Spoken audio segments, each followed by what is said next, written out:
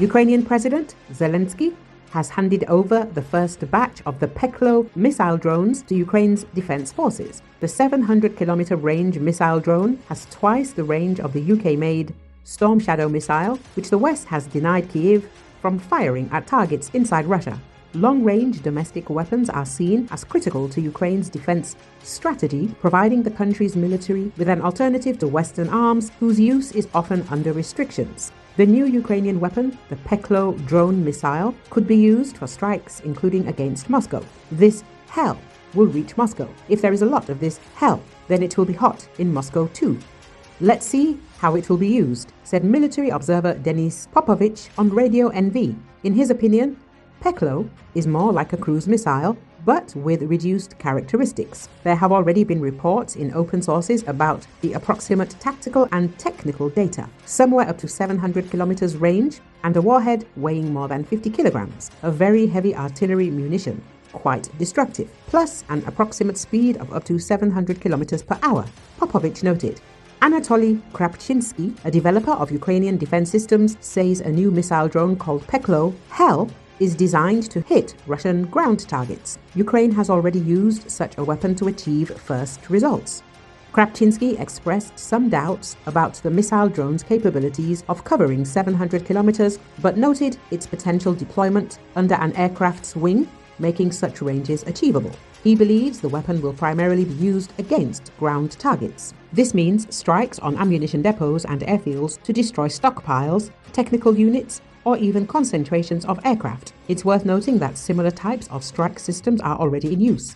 As we see, Ukraine is producing highly effective systems and weapons, and we're getting results, Krapchinsky emphasized. Ukrainian Colonel Vladislav Zelensky said that Ukrainian defense industry has unveiled a missile weapon prototype that can be scaled up for production. The warhead of the Peklo missile drone is not very large. According to indirect data, its warhead may weigh up to 40 kilograms. However, with a speed of 700 kilograms an hour and a range of 700 kilometers, these figures should terrify the Russians. If we can scale up its production, this relatively small missile drone, about 2 meters in length, can create true hell for Russian forces and equipment, he said on Espresso TV.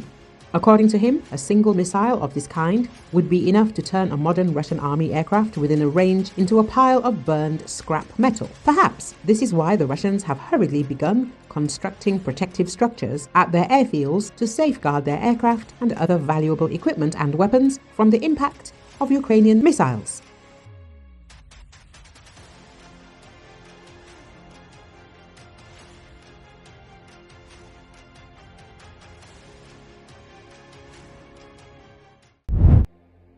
The Kremlin said on Monday that Russia has granted political asylum to its longtime ally Syrian leader Bashar Assad. Russian President Vladimir Putin personally made the decision to offer asylum to Assad, Kremlin spokesman Dmitry Peskov told reporters. Such decisions certainly can't be made without the head of state, Peskov said in a conference call with reporters. It was his decision. Peskov wouldn't comment on Assad's specific whereabouts. He said that Putin wasn't planning to meet with Assad. The Kremlin spokesman said that Moscow has been doing everything needed to ensure security of its military bases in Syria. Asked about the future of the bases, he said it's too early to discuss, adding it will be a subject for talks with the new authorities. For now, we are witnessing a period of transformation and extreme instability, so it will obviously take time and require a serious conversation with those who will have power, he said.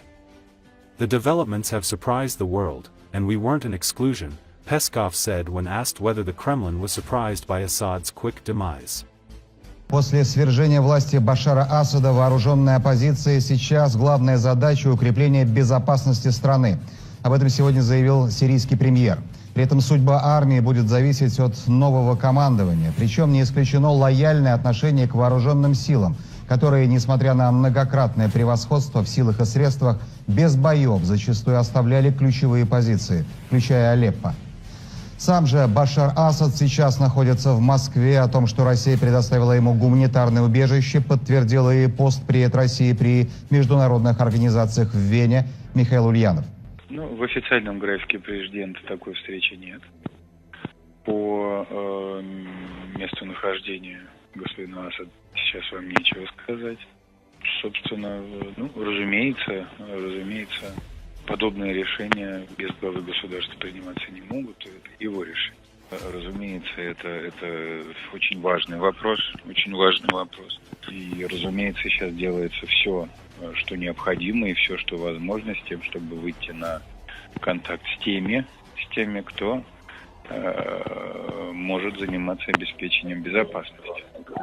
Ну и, конечно же, наши военные тоже принимают все необходимые меры предосторожности.